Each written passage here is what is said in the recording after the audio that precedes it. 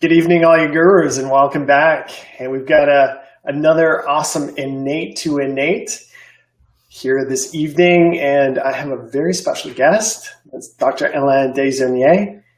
He's a dear friend of mine, somebody I've known now we were doing the math not too long ago, I think it's been about, 17, 18 years. It's incredible. Something like that, yeah. I find this so cool that, these are, the conversation I'm sure we're about to have is it's the conversation we used to have way back when we first met. And it's so cool that it's we get people it's not just for us now. Now it's our philosophizing and our strategizing to help change the world is really just doing that. All we have to do now is just kind of talk about it, and we're reaching a whole bunch of people. It's fantastic. That's great, eh?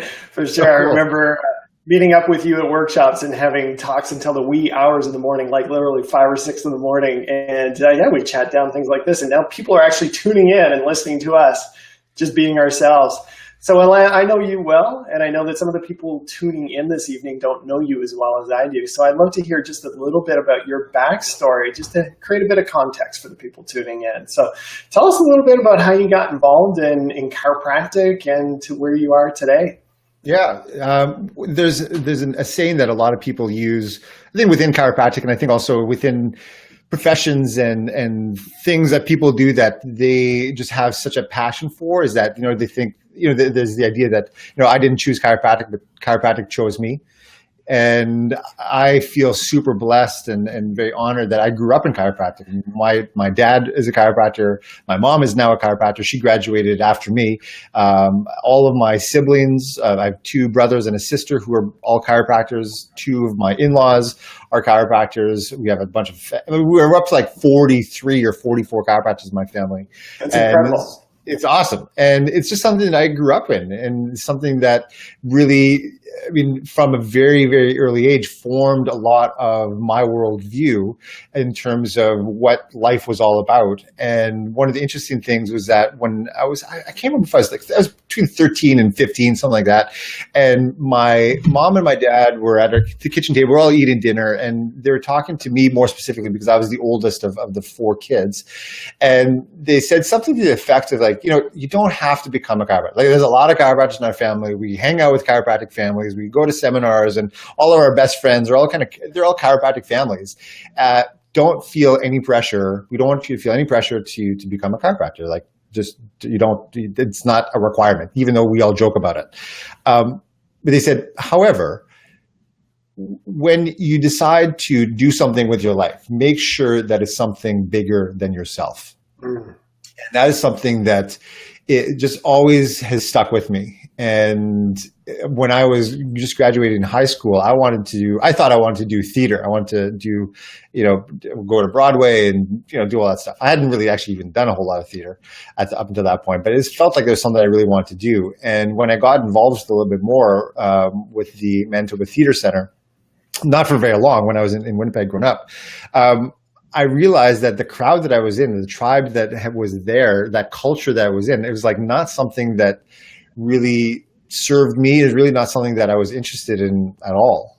There's a lot of ego, a lot of drama, a lot of insecurity, a lot of self-loathing and competition and all this stuff. And it just was not for me. And I remember thinking of what my parents said. I remember thinking this is not bigger than me at all. And so I eventually decided to go into chiropractic. And for me, the biggest part was not even to become a chiropractor, to open a practice or to, adjust people. That is absolutely fantastic. But what really got me was just the culture of it, the tribe of chiropractors, the way that we live our life, the way that we view the world is just something that I wanted to be a part of, and something that I wanted to help to spread to as many people as possible. So I've been in practice now for 15 years, going on 16 years. 15 years this actually last week or the next week, whatever it is. This week, 16th of June is when I graduated. There you go. Congratulations. Thanks, man. So yeah, so it's been just a blast, and the more and more that I do this, the more and more that I know that the ideas that that we share, the ideas that you talk about and that you describe so eloquently and so powerfully within your my Inner Guru program, through a lot of the guests that you've had, it's this transformational idea that if people could just start to grasp and live a little bit on a daily basis consistently, that their whole world can change. And I love it so much. That's awesome.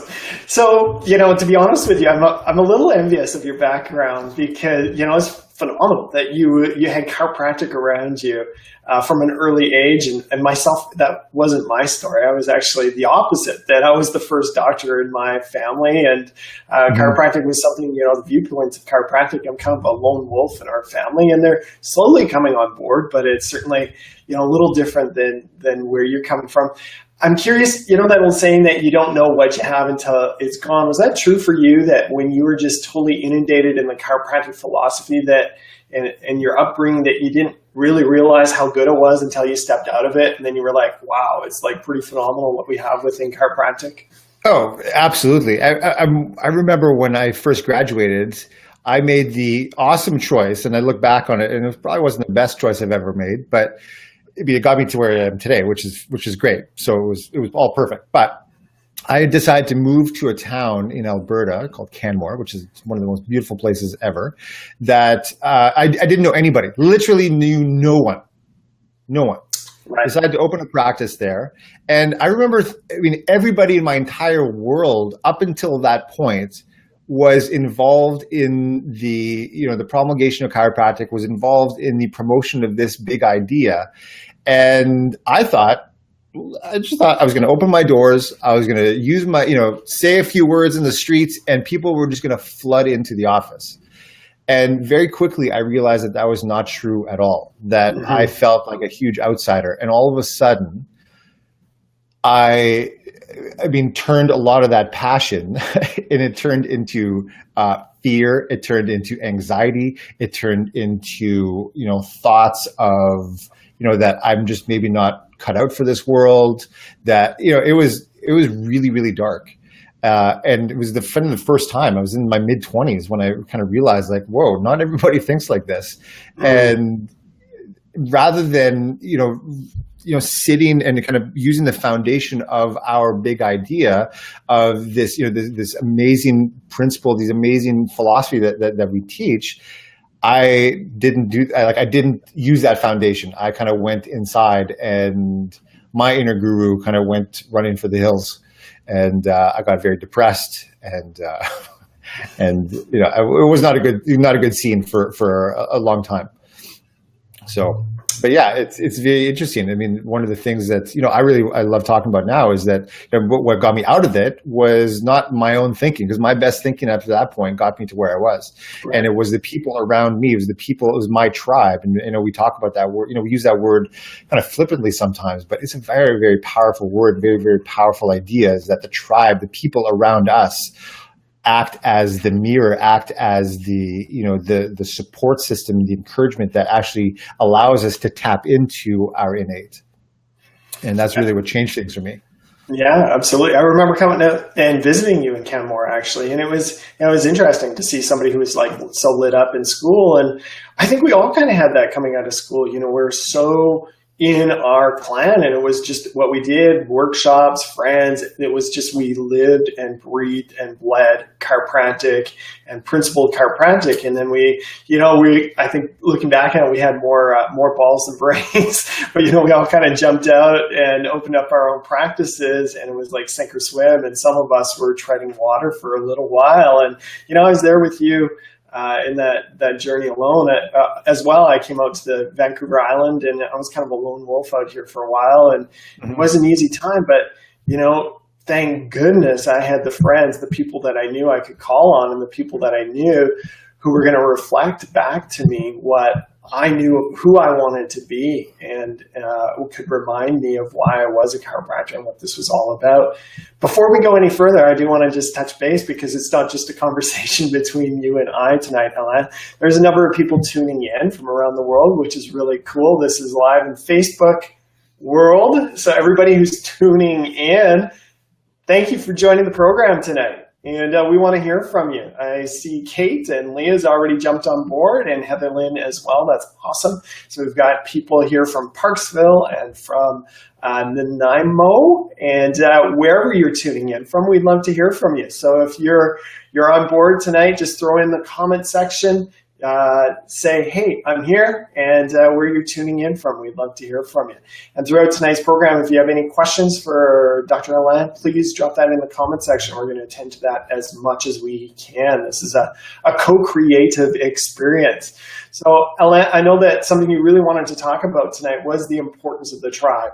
And so we had those experiences, you and I both, around when the tribe wasn't there and what it is like, and when we were left up to our own devices and how that can get a little bit dark. So what are some of the steps you made then in building that tribe and reaching out? How does one go about that?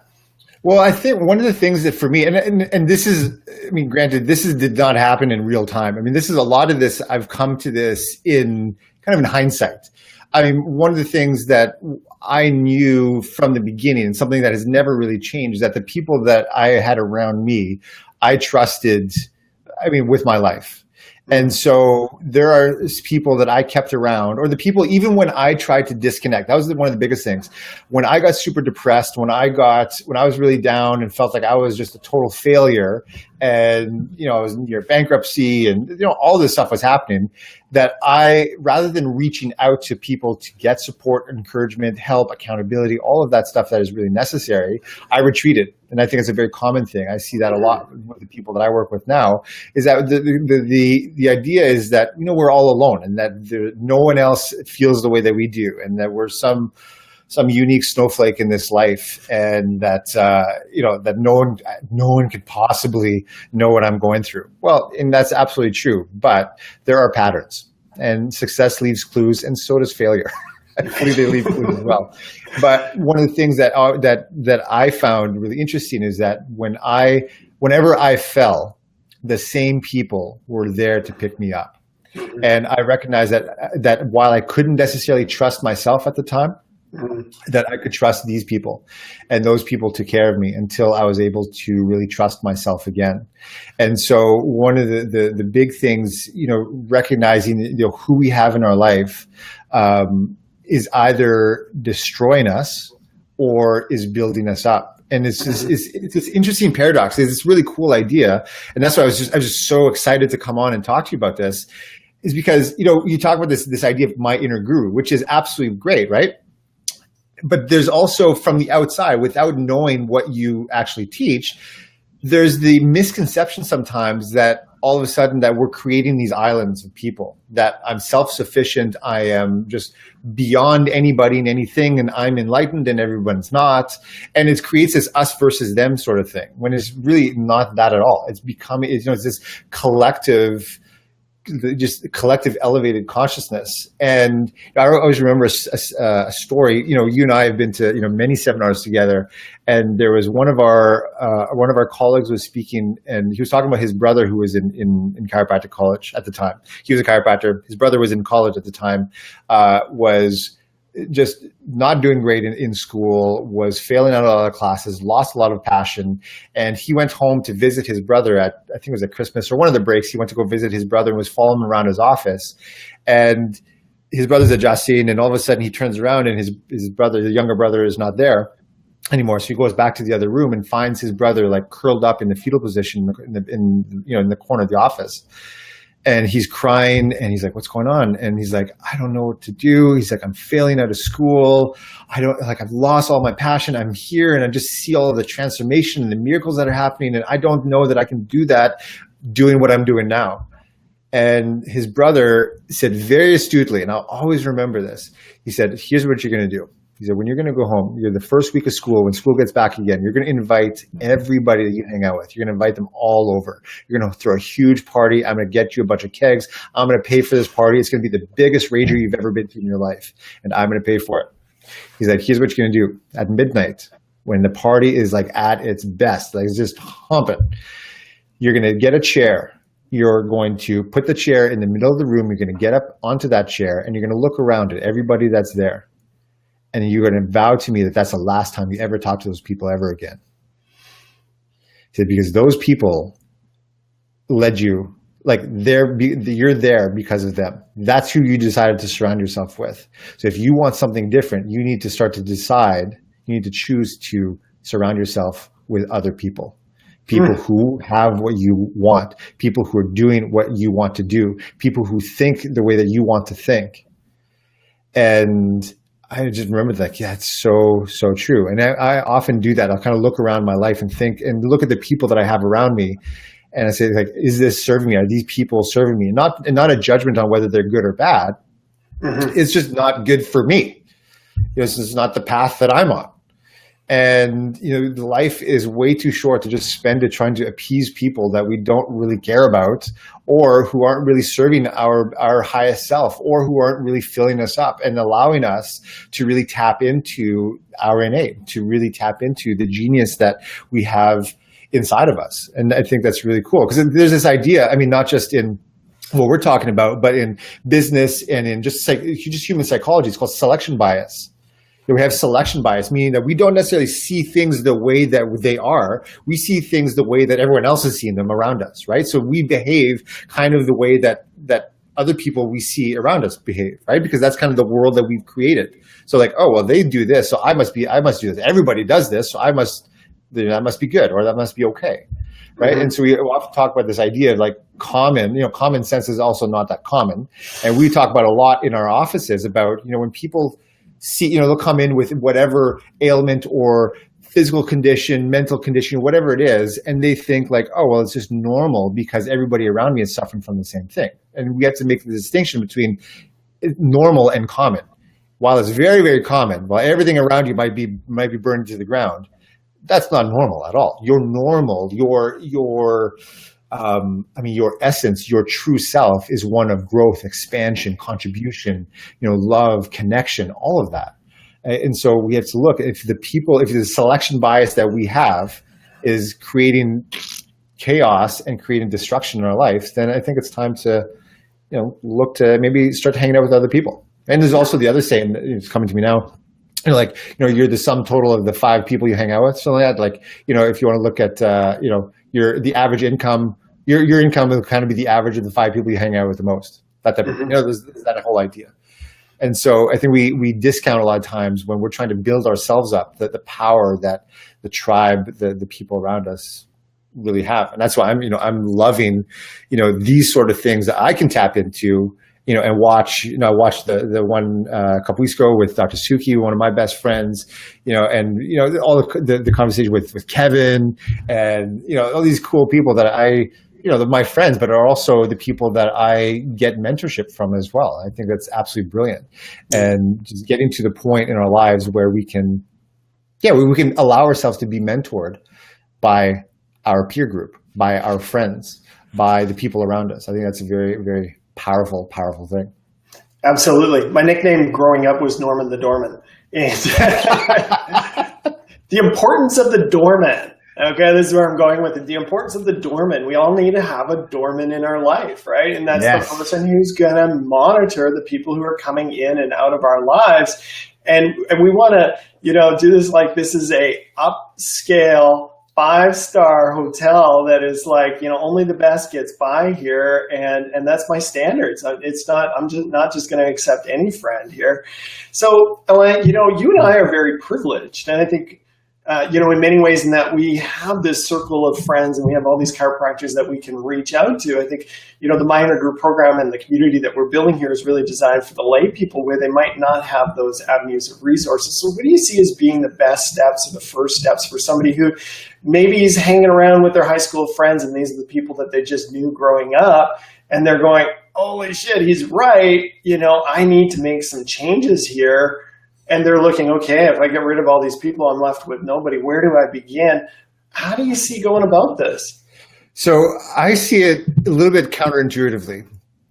In the end, the idea, I think the goal is to be able to, when we talk about my inner guru, is to be able to trust yourself, trust your gut, trust innate, right?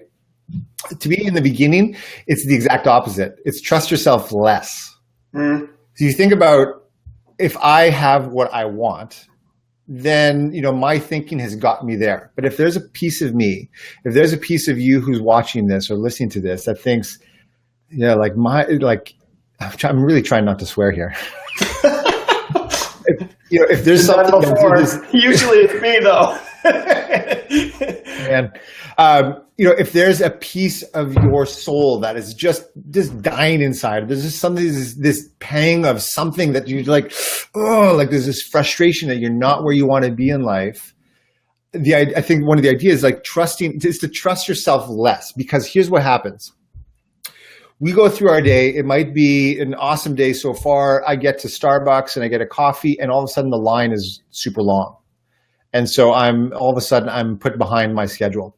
And so that little trigger of just being behind schedule, even just that, or somebody cutting you off in traffic, or, I've got a bad internet connection on my phone, like something super, super ridiculous could be the trigger.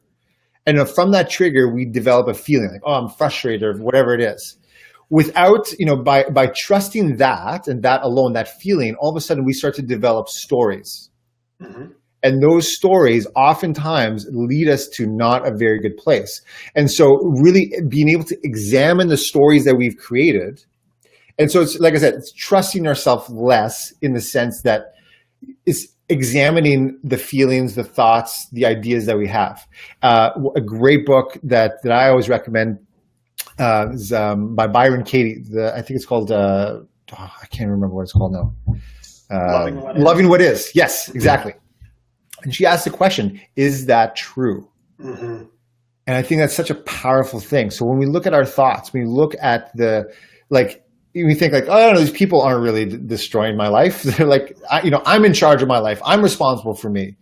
Yes, well, that's absolutely true. But when you think about, it's not affecting me. Well, is that true? And, we often lie to ourselves so much to avoid the pain and the suffering of, a life unexamined, and really understanding the facts that I'm not heading in the right direction. I mean, it's so weird to me that, and I do it too. So, I mean, I'm not pointing any fingers, but it seems like such a ridiculous idea that we would go on in life, and rather than change our life, rather than examine the ideas that we have, we just continue on. And so now it's 40 years later, and I'm like, oh my God, I haven't done anything with my life, and I'm not happy, and I'm in this loveless marriage, and, my kids hate me, and, whatever it is, right? Whatever it is for us, for you. But, and we're so scared to just ask the question, is this true? Mm-hmm. And so I think by not trusting your basic instinct to go to fear, to not, run for the hills at your first instinct, that is going to build the trust muscle that we want to create, which is really examining, and asking the question, what do I want? It seems so cliche and so simple. One of our good friends, Dr. Ryan French, he said something that I always remember. I don't know if it's him that said it in the beginning, but he said, it's so simple, it often offends the mind. Mm-hmm. It can't be that simple, right? Mm-hmm. Mm-hmm. But it's that simple. So starting with, what do I want? And then, is that true? Is that really what I want? Or is that my selection bias? Is that what everybody else is doing in my life? Or is that what everyone else is telling me I should want? Right? And then go from there. So it's really just asking the questions. Tony Robbins, one of my favorite mentors, one of my favorite teachers and authors and speakers, he always talked about, the quality of your life is directly proportional to the quality of your questions. And because we're such meaning seekers, and because we're always trying to figure out stuff, rather than asking why is my life like this? And we'll find answers for it, because that's the question we're asking. It's what do I want? Is this true? How can I do that? Who do I have to become? That sort of thing. So being solution focused as opposed to just reverting back to fear, and trusting that fear over trusting innate. Yeah. Love it. So thanks for having the gonads to show up on my program and challenging, the basic tenets and principles that we work with. And throughout it, there's been many times where I've stopped and I looked at it and I'm like, wow, am I in the right direction here? Where am I leading people? And we've got to look at that. And, what's important to recognize in this is so often where we want to go is counterintuitive. Yeah. Right? Yeah. It's like, because the machinery that got us to where we are, that's what feels quote unquote natural. That's what feels authentic to us. But often that's just our machinery, right? And so, when we talk about my inner group, we got to get really clear on what we're actually speaking about. And so thanks for challenging us tonight to look a little bit deeper and to really, look at what is it that we're feeling? Where's that coming from? What's the story behind this? And is this really what we want? Is this in the direction that we want to go? Cool. Well, I appreciate it. It's interesting because there's all these interesting things when we think about them just as separate ideas. They seem to be conflicting. They seem like, well, is it this or is it this? Well, actually, it's none, and it's both. Right. I think that's just the essence of this whole thing is that it's a process, and like you teach. I mean, it's not like someone signs up for My Inner Guru, which is, by the way, an incredible program, and they don't sign up and go, oh, there's like 12 modules. It's not like one thing. Well, no, the one thing leads to the next thing, which leads to the next thing, which leads to the next thing. And without that whole context, and that's the thing. I mean, I think it's just so brilliant how it's laid out, is that without the step one, there can be no step 12. And it's like you have to go through that whole process, that whole kind of mental game to really understand the bigger picture and know that, it's something that, because some people might sign up, and I've had people that work with me too, that, they'll sign up for a program that I'll do, and they think that because it's me, right? And really, I mean, the idea is to really, for me, it's to really turn the spotlight onto them. And at first, that's like, ooh, that's like a scary idea. I don't want to do that, right? But I think that's when you talk about My Inner Guru, is really that. It's like really turning the lights on the inside and examining all of those little unanswered, unexamined things in our life, and that can at times feel very conflicting and contradictory, and really bring just synergy back to all of that stuff and really focus it into a direction that that we choose, that we trust ourselves. And when all of that is pointed in the right direction, I mean, look out. Absolutely. When we're in a point of confusion, that's where the growth point is. I was just talking about this in the office today.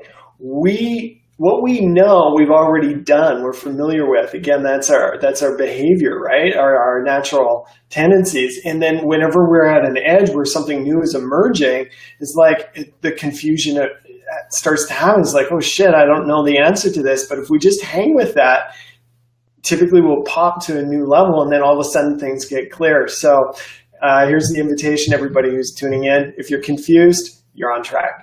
I always loved it when Tony Robbins would speak and someone would get up. He'd be in front of like 5,000 people, and someone would get up and he'd be working with, and they're like, I'm really confused. And he'd be like, she's confused, everybody. And everyone would start clapping. Because you're absolutely right. I mean, from that point of confusion, there lies possibility. It means that someone is not stuck in their right. They're not stuck in their way of thinking. They're not stuck in their selection bias, but they're really like open to other things. I think that's such a cool place to be. Whenever now, because of since I've learned that, anytime I feel confused, I'm like, okay, I'm onto something. This is good. Yeah, absolutely. Okay, I'm tuning into the community here, and I'm getting lots of thumbs up. And I'd love to hear some questions from you guys. You guys are giving thumbs up to the conversation, but let's go a little bit deeper with it. So, what's the next bit, Alain? Do you have a hit on where you want to go from here? One thing that I've been thinking about a lot lately, and this is just honestly, this is just off the top of my head. There's this cool concept of what's called conscious blaming, and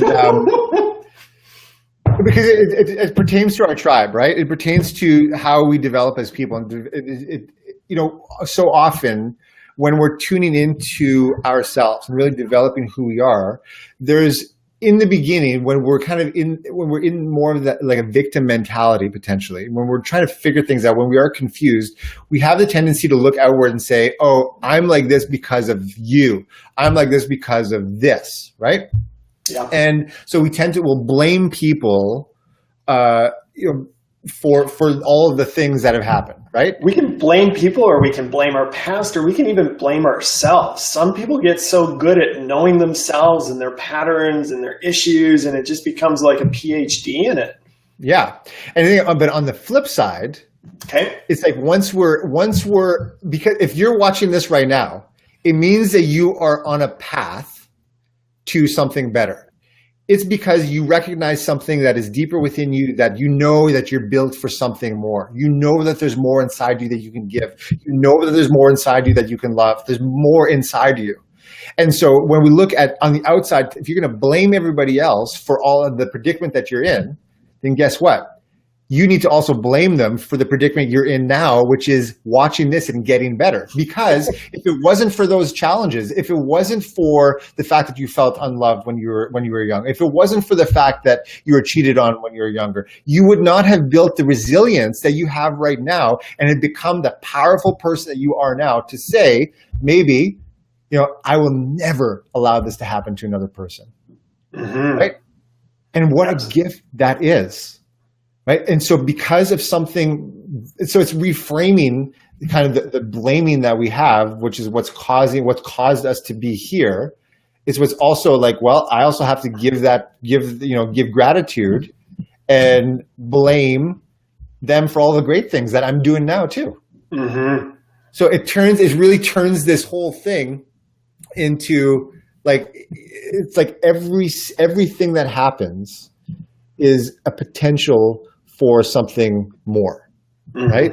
Mm-hmm. Whether it's good or bad. And so everybody that's around us is contributing in some way to us getting better, should we choose to.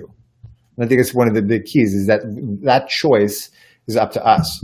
I mean, you look at people, I mean, this is, the stereotypical examples, like people like Mother Teresa or Oprah. Oprah, who was molested as a child, who was abused as a child.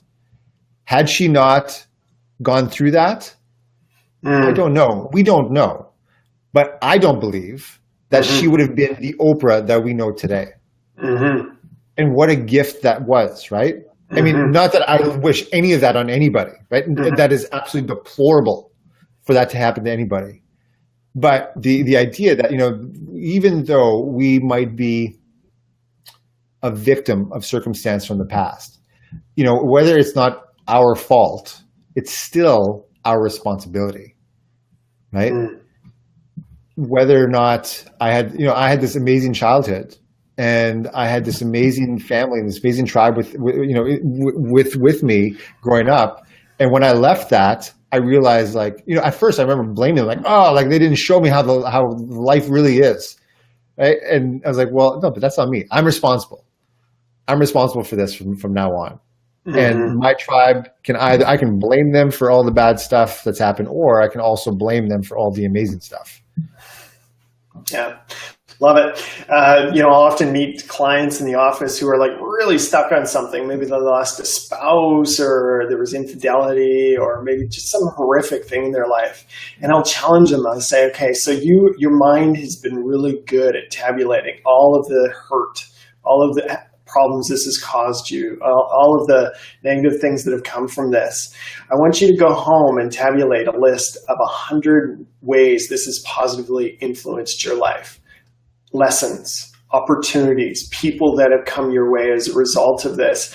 And typically when I first suggest this, people just look at me like deer in the headlights. It's like, say what? I can see their C2 start to quiver. It's like, cannot compute. You don't understand. I have this list. I've memorized this list. I've recited it for a while.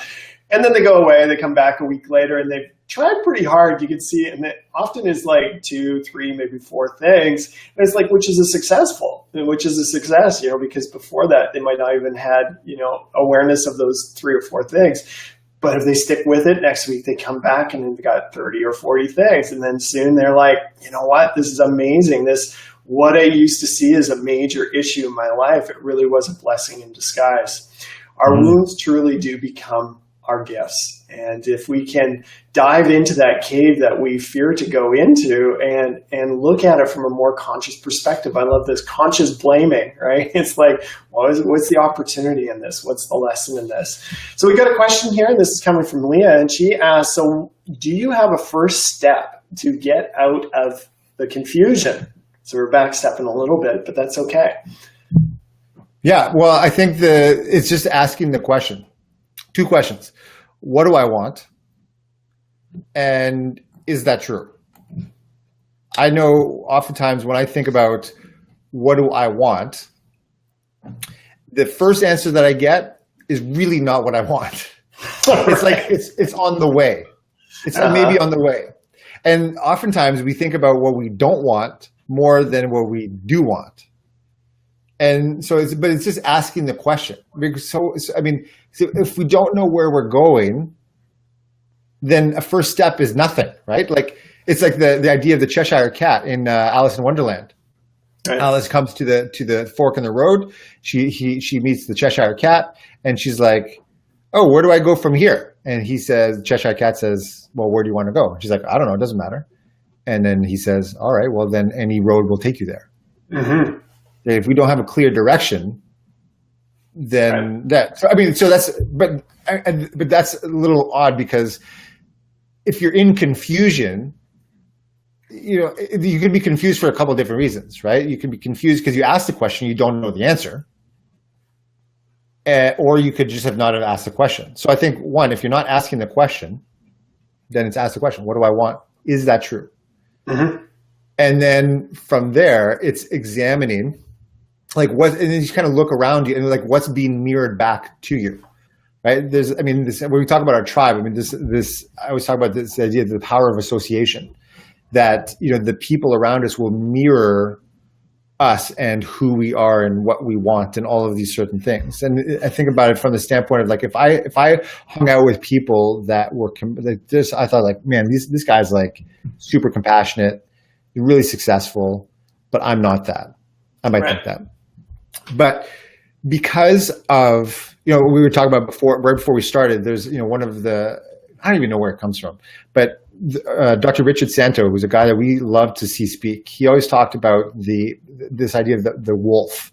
And there's this whole idea about this kind of the whole mythology of the wolf, the animal, the wolf. For North America, you know what a wolf is that, they were kind of these lone creatures, and they kind of, they stuck to themselves, and they were, like the lone wolf. That's where it comes from, right?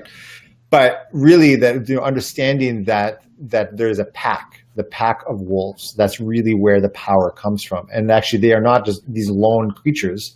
They travel in packs, and they do everything in packs. And they have such a complex and sophisticated communication system that, it's why they're why they're like an apex predator, why they're one of the best predators out there, is because of the pack. And so Dr. Richard Santo always talk about the power of the pack is in the wolf, the singular wolf, but the power of the wolf is in the pack. Mm. And so I think about this idea that if I see something else in someone else, like with you, Norm, one of the things that I love about you is that you just emanate this unconditional love. Like it's just always there. It's just this really amazing thing.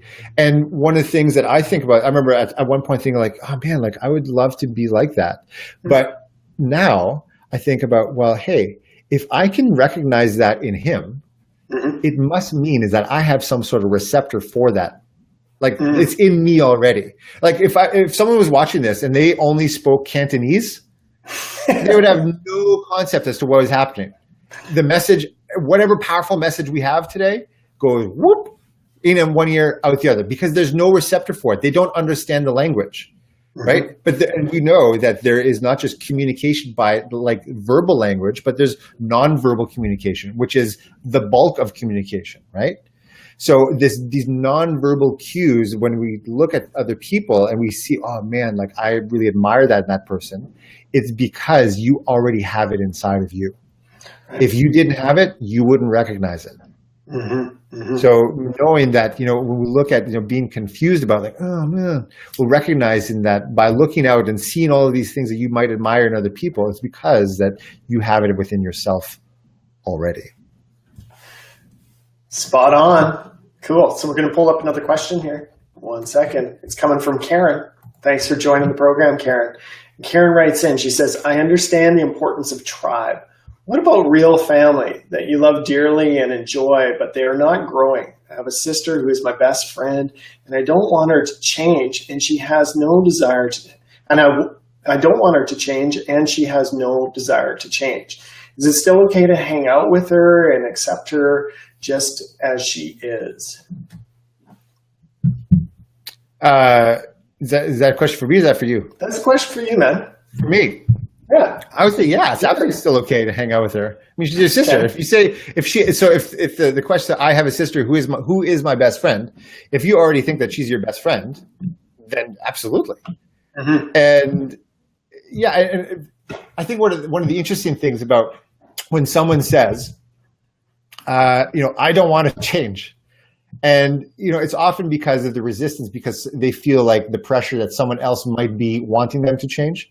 Mm-hmm. But one of the things that, I understand now, and I didn't always understand this, but, if I want other people to change, the best way to make other people change is to change me.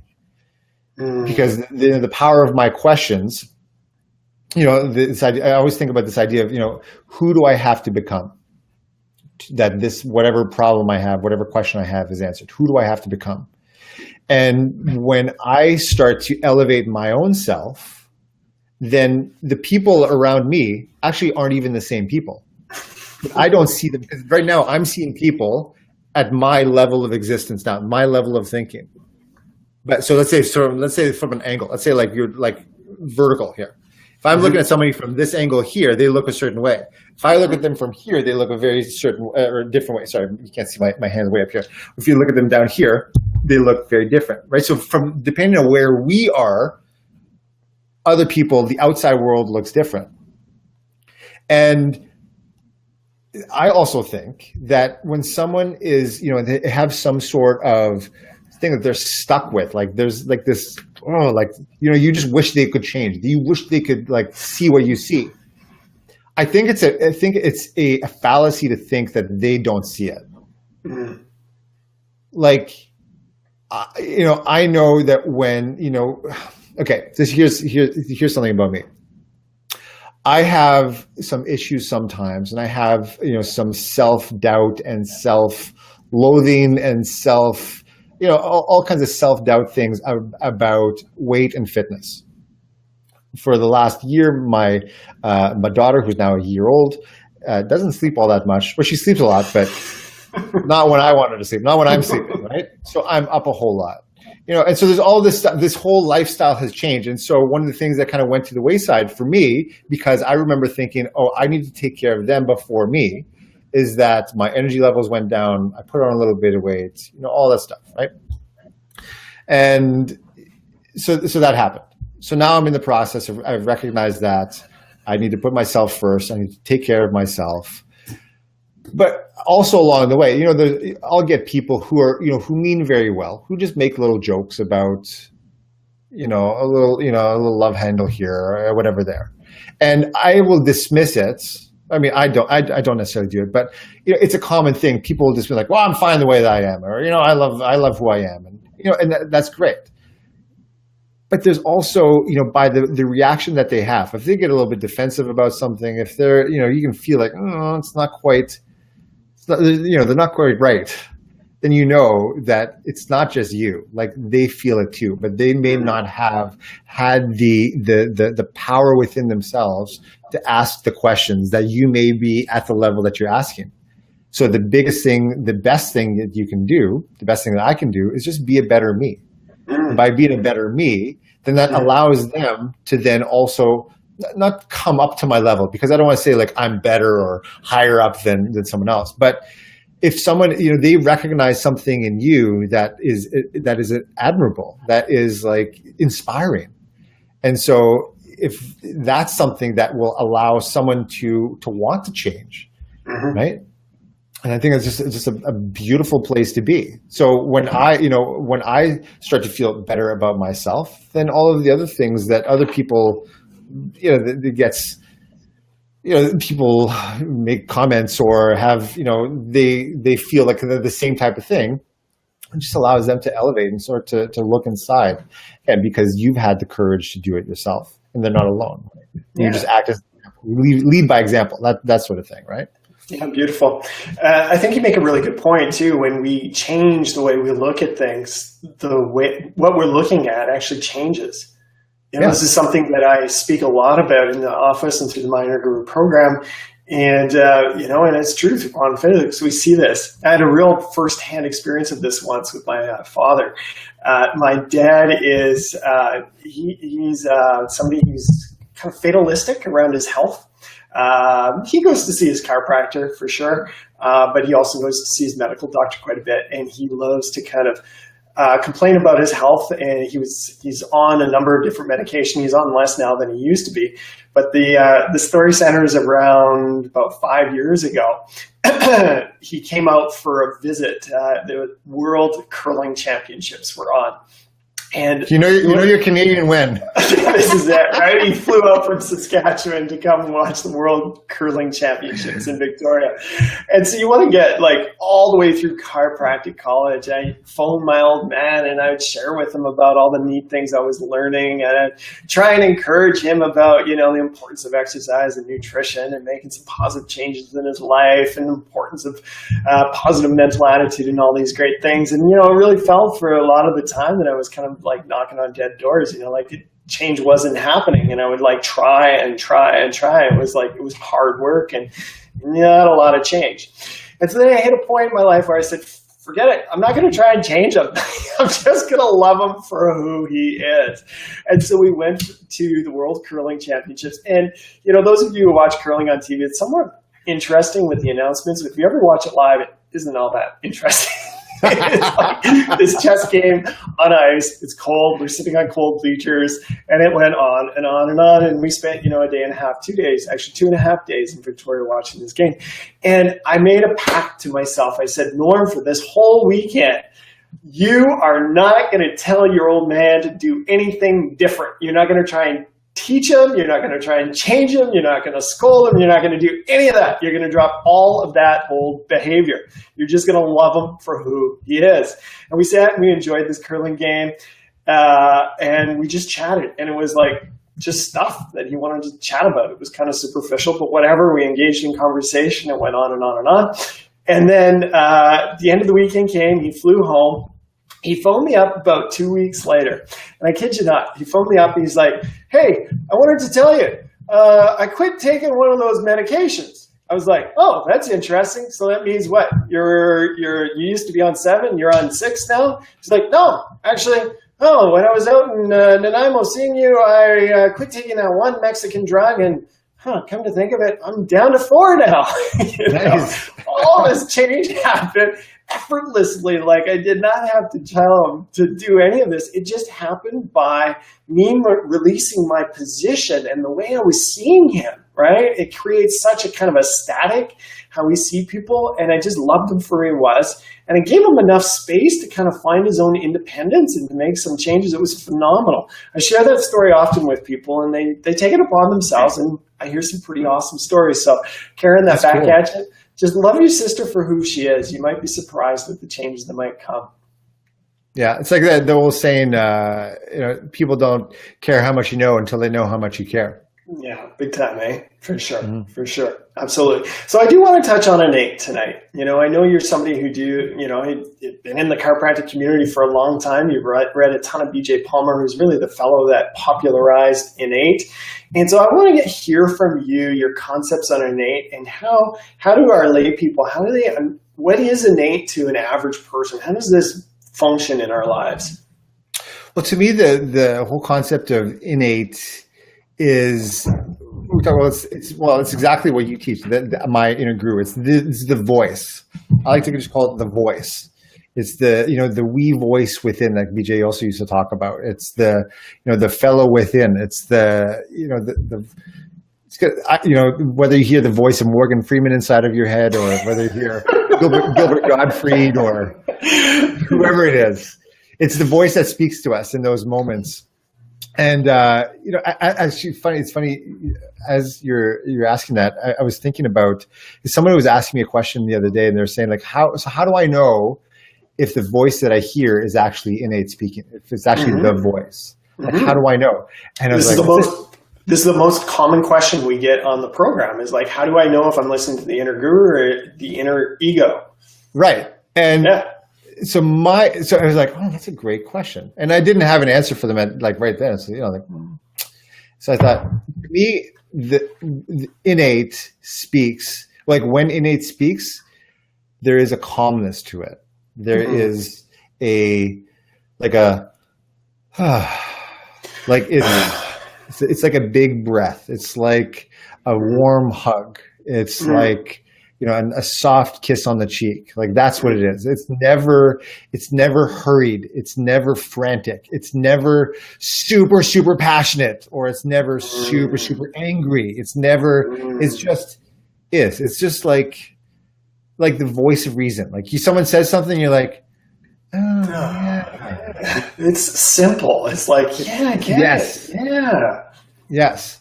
And, there's the idea, like Buckminster Fuller talked about the idea of simplicity on the far side of complexity. It's like we'll go through all of this confusion and all of the, all of this crap that we go through. Then on the other side of that, there's like this simple idea, like, and that is innate. That is the voice. Yeah. I was working with a client the other day. She was trying to discover her purpose, which is our first module of the My Inner Guru program. Because I'm in agreement with you. If our work is only about us, that's a recipe for depression. Okay.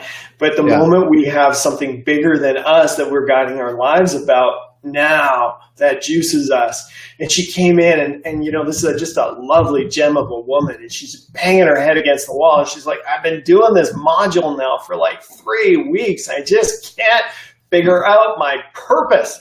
And she says, forget about it. I'm going to decide I'm just going to love everybody. Because that's really what I want to do anyways. I'm just going to love everybody. I'm like, that's your purpose. She is like so love-orientated, right? I mean, love is why she is on the planet. And it was such a riot for her to have done all this work and to do all the questionnaire, for her to finally come back home to who she's been all along. And it was just like, I want to say this, I'm not insulting her, but it's like, this is it. This is who you are, right? It's so darn simple. And it's like, we make it complicated, but at the end of the day, this is it. This is who we're searching for. So simple, it often offends the mind. This is it, right?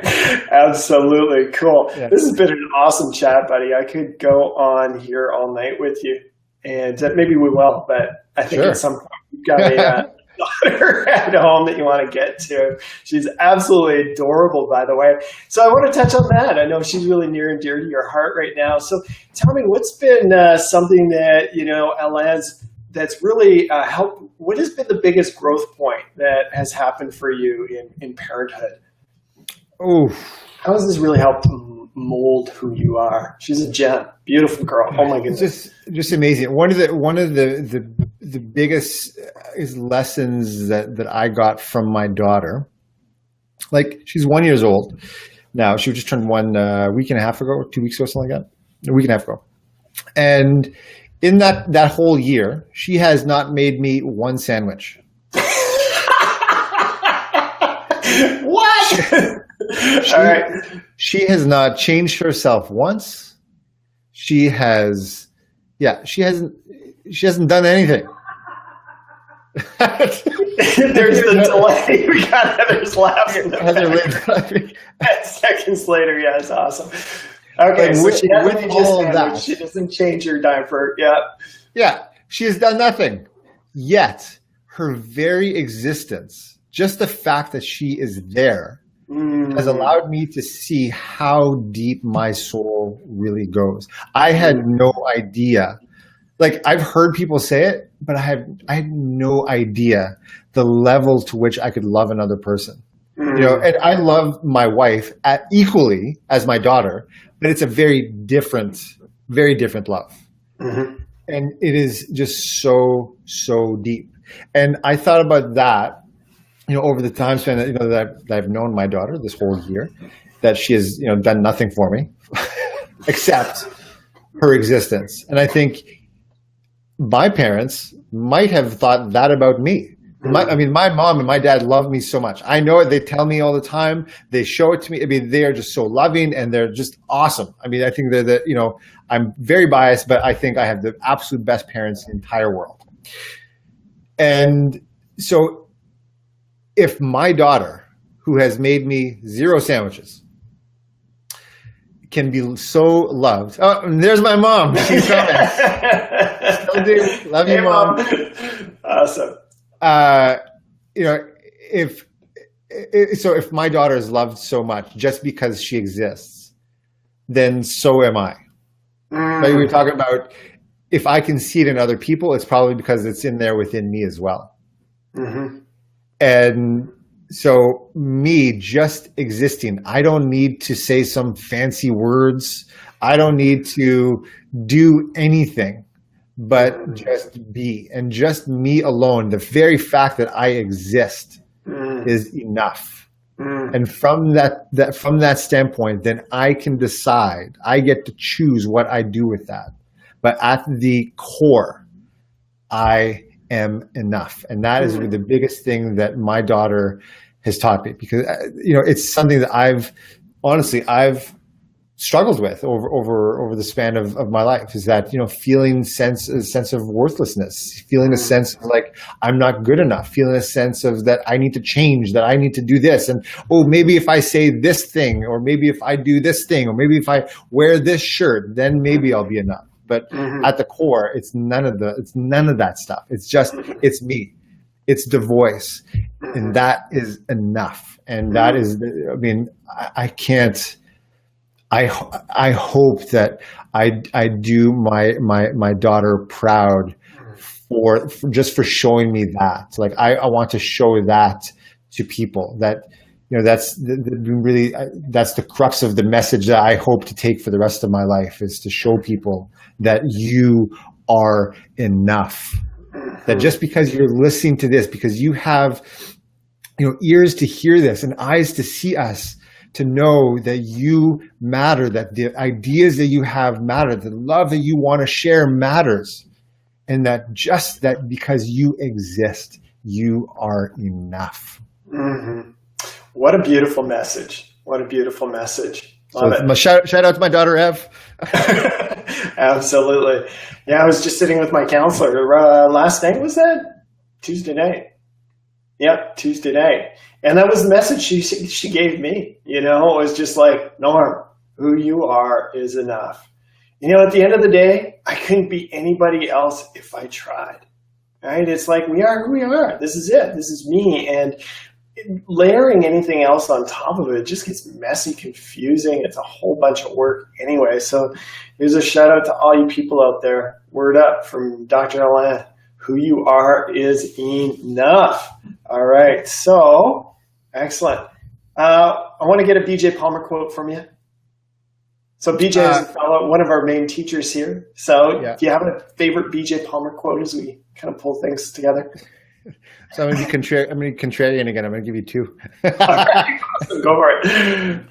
One of them I love is, the love you give away is the love you keep. Oh, brother. I just love that. Is that, just giving, just give. And that's just what you get, because it's reflected back. Our tribe is what reflects who we are back to us. And the other one, I actually had to write it down. I don't always remember it, but make your decision for what is right, not expedient, and wash your mind of all compromise. So it's that question that, like we were talking about earlier, asking the question, what do I want? Not what's easy, not what everyone else says I want. It's what do I want? So make the decision for what is right for me. And then forget all the other stuff. Rid yourself of, and wash your mind of all compromise. Beautiful. So Alain, you touched a lot of people tonight. You really touched me. This is good stuff. And I think there's going to be a lot of people who want to be in touch with you and find out more about your work. Tell us a bit about how we can do that. Where do you practice, and a bit of contact information. The easiest thing is just find me on Facebook. It's a very difficult name to spell sometimes because I'm French Canadian. Alain Desaulniers. You can find me on Facebook. I think it's facebook.com/Dr. Alain Desaulniers is my page. Send me a message there. I love connecting with the people that that watch these things. It's so cool because it's like that there's for us it seems cliche, or for me it seems cliche because we hear it from the stage all the time. But the BJ Palmer quote that you never know how far-reaching something you may say, think, or do today will affect the lives of millions tomorrow. And it's cool to think that, I'm talking into this little thing here and you're all the way across the channel in your place, and that this message can resonate, just hits someone's little eardrum and does something in their brain chemistry, and all of a sudden, like, a life is transformed. And that's phenomenal. And I love to hear that. So I would love to hear from everybody. I also have a podcast that I do. Actually, you were on, Norm, not too long ago. It's called the Everyday Revolutions Podcast. Which rocks. I think it's actually the only podcast I listen to be honest with you. Thanks, man. We're going to be putting a ton more episodes coming up. I had took a little bit of a sabbatical with it when my daughter was born. And because I'm like, whoa, this whole parenting thing takes a lot longer than I thought. You can't just stick a child, like, you can't just take them everywhere with you, or they have needs and stuff. Like, they don't make their own sandwiches. So anyways. We took a little bit of a sabbatical, but now we're back and we've got some awesome guests. You were just on it not too long ago. And it's so much fun. And, we have conversations like this all the time. And it's just the thing that I love to do to give back. And I also have a practice here, a chiropractic practice in Vancouver. It's called Revolution Health. You can check us out at revolutionhealth.ca and on Facebook too. And I'm on Twitter, on Instagram. We're everywhere, man. Wherever. Just look me up. All right. So shoot him a message. He's happy to connect, and you'll be. We'll touch base with any of the questions in the comments in the comment bar tonight too. So that's cool. Hey, Alain, I just want to give you a word here as we pull everything complete. I've known you now for all those years, and brother, have you grown a lot? And it was 2 inches. Yeah, 2 inches. We're not talking belt line. That's awesome. No, it was really palpable tonight. You're doing the work, and it is just an honor to cross paths with you again tonight. And thank you so much for all the great things that you're offering the world. You talk about tribe, building a tribe. You are somebody who has built a massive tribe here. I'm happy to be part of that with the Epoch movement that you've created in Vancouver, your practice, your podcast, your website, everything else that you're up to, man. It is big stuff. And hey, this is just the beginning. There's so much more. That's right. Any final thoughts? Yeah, that's it. Any final thoughts as we pull it together? I guess is just the idea of just trust yourself just a little bit less, so that you can trust yourself that much more. There you go. Love it. Confusion. That's what we're looking for, folks. Exactly. And thanks for challenging the model here tonight. That's great. All right. So, Alain, the innate in me blesses the innate in you. Thanks so much for being on the program tonight. And everybody else out there in Facebook world, hey, click share. Pass this message. You've got some friends and family who would love to hear this message. This is one of my favorite talks of all time. This is awesome tonight. And I think a lot of your peeps want to hear this message. You could be that, that beacon, and all you got to do is hit share, and it's going to be broadcasted on your wall. We love the help. So Dr. Norm here reminding you to attune to the wisdom within. Be well. Love you guys.